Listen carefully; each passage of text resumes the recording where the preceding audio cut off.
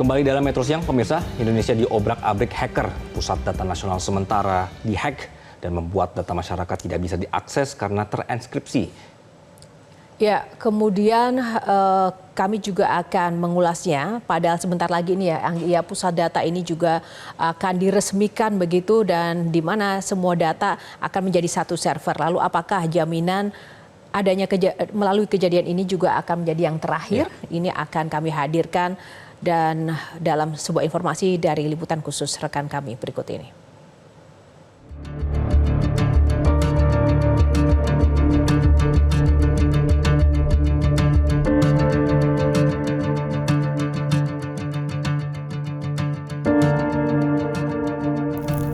Lagi-lagi keamanan cyber kita dibobol. Bahkan tak main-main, Pusat Data Nasional sementara kita diserang dan mengakibatkan ratusan instansi terdampak. Bahkan server imigrasi down berhari-hari.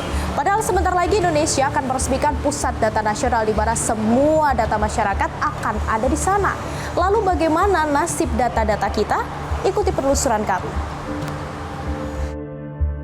Pada 20 Juni 2024, masyarakat digemparkan oleh server imigrasi di sejumlah bandara yang bermasalah.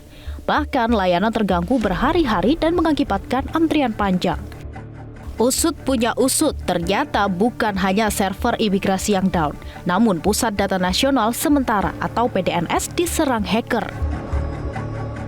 Sampai seminggu lebih belum diketahui siapa yang menyerang PDNS. Ternyata data-data masyarakat terenkripsi dan tak bisa dibuka. Hanya sejumlah data saja yang bisa dipulihkan karena ada instansi yang memiliki backup data. Sementara sisanya belum diketahui bagaimana nasibnya. Komisi 1 DPR RI pun memanggil Kominfo dan BSSN terkait hal ini. Kita ada kekurangan di tata kelola. Kita memang akui itu, dan itu yang kita laporkan juga. Karena kami diminta untuk apa saja masalah kok bisa terjadi, itu salah satu yang kita laporkan juga, Pak. Maksudnya, Pak, kalau nggak ada backup sih itu bukan tata kelola sih, Pak. Siap. Kalau alasannya, ini kan kita nggak hitung Surabaya Batam backup kan, karena cuma 2% kan. Ya berarti itu bukan tata kelola. Itu kebodohan aja sih, Pak. Iya.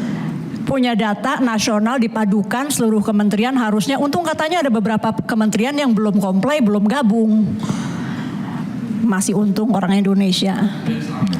Itu malah yang selamat. Yang paling patuh imigrasi saya dengar. Itu yang paling nggak selamat. Intinya jangan lagi bilang tata kelola, karena ini bukan masalah tata kelola, Pak. Ini masalah kebodohan. Punya data nasional tidak ada satupun backup berarti kan. Kejadian ini menimbulkan pertanyaan akan kesiapan pemerintah dalam menjalankan Perpres nomor 39 tahun 2019 tentang Satu Data Indonesia. Nantinya, seluruh data masyarakat akan dijadikan satu dalam suatu server bernama Pusat Data Nasional, yang salah satunya ada di Cikarang, Jawa Barat. Ini adalah Pusat Data Nasional yang tengah dibangun oleh pemerintah Indonesia. Akan ada 4 lokasi. Yang pertama di sini di Cikarang, Jawa Barat, yang rencananya akan diresmikan pada 17 Agustus 2024 oleh Presiden Joko Widodo. Wilayah ini dipilih karena merupakan kawasan pemerintahan saat ini. Kemudian yang kedua ada di Nongsa Digital Park di Batam, Kepulauan Riau, yang dipilih karena dinilai memiliki infrastruktur yang mumpuni, yaitu berupa jaringan fiber optik yang nantinya akan menyambungkan antara wilayah Batam dengan Indonesia bagian barat. Kemudian yang ketiga ada di Balikpapan, Kalimantan Timur. Ini nanti akan menyokong kawasan pemerintahan baru di IKN. Sementara yang terakhir ada di Labuan Bajo, Manggarai Barat, Nusa Tenggara Timur, yang akan menyambungkan antara wilayah Indonesia bagian timur dan Indonesia bagian barat. Tapi pemirsa, sebenarnya yang bermasalah atau down sejak tanggal 20 Juni 2024 adalah PDNS atau Pusat Data Nasional Sementara yang ada di 2 lokasi, yaitu di Jakarta dan Surabaya. Nah, di Surabaya inilah yang terjangkit virus ransomware Lockbit 3.0. Ini merupakan varian terbaru. Kalau pemerintah menyebut ada 210 instansi yang terdampak meskipun tidak disebutkan secara spesifik apa saja, namun yang paling parah adalah imigrasi. Bahkan beberapa hari imigrasi ini lumpuh total, bukan hanya di Bandara Internasional Soekarno-Hatta saja, namun juga di bandara-bandara lainnya. Iya, jadi kita memang masih menelusuri, yang jelas memang ada serangan cyber. Yang jelas ada serangan cyber, kita masih menelusuri sebetulnya dampaknya seperti apa. ya apakah cukup pada serangan cyber atau ada dampak-dampak lain. Kita masih menelusuri itu begitu. Berarti terkait kebocoran data masih belum bisa dikonfirmasi? Ya, yang jelas sudah terjadi serangan cyber, ya begitu ya, serangan cyber. Apakah ada hal yang Anda tanyakan tadi, itu bisa kita lihat nanti hasil pemeriksaan atau hasil penelusuran investigasi yang dilakukan oleh BSSN. Oke, Bang Usman, saya mendapat informasi yang beredar di masyarakat bahwa pemerintah ini meminta bantuan asing atau bantuan luar negeri untuk mengembalikan PDNS yang ini kan terenkripsi. Apakah itu betul?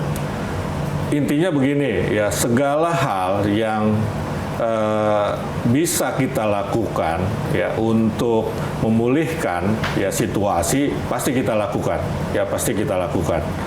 ya tentu dengan terukur dengan penuh kehati-hatian. Termasuk meminta bantuan dari luar negeri? Ya, pokoknya segala yang bisa kita lakukan untuk memulihkan situasi, memulihkan server kita yang down itu, ya, yang diserang oleh hacker, itu kita lakukan. Bang Usman, ini menarik terkait backup data. Kalau saya tidak salah, di Perpres SDI dan SPB itu kan daerah tidak diperbolehkan untuk memiliki backup ya. Sementara setelah PDNS 2 ini diserang, ternyata yang lebih cepat pulih adalah mereka-mereka yang memiliki backup. Nah, kemudian ini bagaimana? Ya, ini juga jadi pelajaran berharga bagi kita ya untuk misalnya menyusun regulasi ya bahwa ya, nanti kita lihat ya terkait dengan backup data. Ini kan standar yang sebetulnya harus kita miliki. Ya, backup data apakah nanti backup data yang dimiliki oleh kementerian lembaga secara individu begitu, dan juga backup data yang ada di PDNS sendiri begitu ya. Jadi ini nanti jadi pelajaran berharga bagi kita begitu. Berarti tidak menutup kemungkinan akan ada regulasi yang mungkin diubah atau diperbaiki? Ya bisa saja ya, misalnya sudah muncul gagasan untuk merancang rancangan undang-undang perlindungan dan keamanan cyber misalnya begitu. Sementara pakar telematika Roy Suryo menilai bahwa pemerintah selama ini menyepelekan kasus kebocoran data. Padahal kasus Indonesia diobrak-abrik hacker bukanlah kali pertama. Semenjak kita punya peraturan atau semenjak punya Perpres tentang SDI, Satu Data Indonesia, ya, kemudian kita punya keinginan tentang SPBE, Sistem Pemerintahan Berbasis Elektronik. Saya setuju, SDI-nya saya setuju, SPBE-nya saya setuju. Yang nggak setuju saya cara melakukannya. Melakukannya tiba-tiba kemudian daerah-daerah itu sudah tidak boleh lagi memiliki atau mengandalkan server sendiri-sendiri. Jadi apa? Perpres tentang satu data itu benar, ya. Saya tidak menyalahkan perpresnya. Tapi juklaknya dan juknisnya itu jangan terburu-buru untuk melarang daerah itu kemudian tidak diperbolehkan mereka memiliki server backup. Jadi kalau menurut saya server backup di tiap daerah tetap penting, ya gitu. Server daerah di tiap instansi tetap penting. Kalau dulu yang dikhawatirkan, wah nanti kan bisa bocor di daerah-daerah. Nah sekarang mending bocor tapi datanya tetap ada, atau disatukan tapi kemudian datanya hilang. Ya kan ini ada dua pilihan yang sulit. Saya sangat menyesal kemarin ketika Kepala BSSN mengatakan, oh itu data lama, gitu. Ya gitu. Meskipun beliau mendapat masukan itu dari Inavis katanya begitu. Cuman kan itu nggak boleh statement itu menggampangkan, ya, menganggap enteng sebuah persoalan yang menurut saya sangat besar. Salah satu konsultan keamanan Cyber Insight Info Security menyebut kejadian ini menjadi pelajaran penting. Untuk negara kita, ini menjadi lagi-lagi pelajaran, ini berimpact kepada reputasi, tidak hanya reputasi dari luar, dan juga reputasi dari rakyat Indonesia sendiri. Untuk organisasi yang terimpact, pasti mendapatkan dampak operasional yang berhenti, itu berimpact ke finansial, lagi-lagi ke reputasi mereka sebagai penyedia jasa. Bukan hanya itu, masyarakat yang datanya disimpan di data center tersebut mempunyai risiko-risiko datanya sudah bocor, data pribadi mereka yang di kemudian hari bisa digunakan untuk penipuan, bisa digunakan untuk mengetahui seseorang tinggal di mana, siapa keluarganya, atau menebak-menebak account, digital account di bank.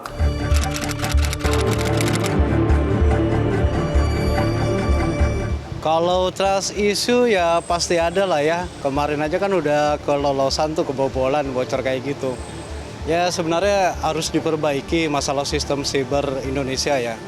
Jadi supaya di dalamnya ini diperkuat dulu. Kalau misalnya pengen memang menjadikan PDN itu menjadi satu pintu, ya silakan aja. Tapi ya di dalamnya ini harus diperbaiki dulu gitu, sistemnya seperti apa. Sebenarnya teknologi yang dipakai pemerintah sekarang kan terbilang jadul ya Mbak. Jadi kalau bisa pemerintah tuh lebih ke update lagi softwarenya ke yang terbaru sekarang. Terus juga kalau misalnya skillnya harus diperbaiki lagi. Karena kan sekarang kan teknologi udah nggak pakai XMPP. Jadi harus diperbaiki lagi lah. Saya rasa pemerintah harus memberikan budget lebih banyak untuk memberikan investasi kepada keamanan security data untuk masyarakat Indonesia dengan lebih baik. Pemerintah perlu angkat tameng dan senjata dalam menjaga data masyarakat. Jangan sampai diperjualbelikan oleh orang tak bertanggung jawab. Kejadian kemarin tentu menjadi pukulan besar bagi pemerintah. Data masyarakat bukanlah objek semata, namun aset yang perlu dijaga. Dari Jakarta, Tim Liputan Metro TV. Jelajahi cara baru mendapatkan informasi. Download Metro TV Extend sekarang.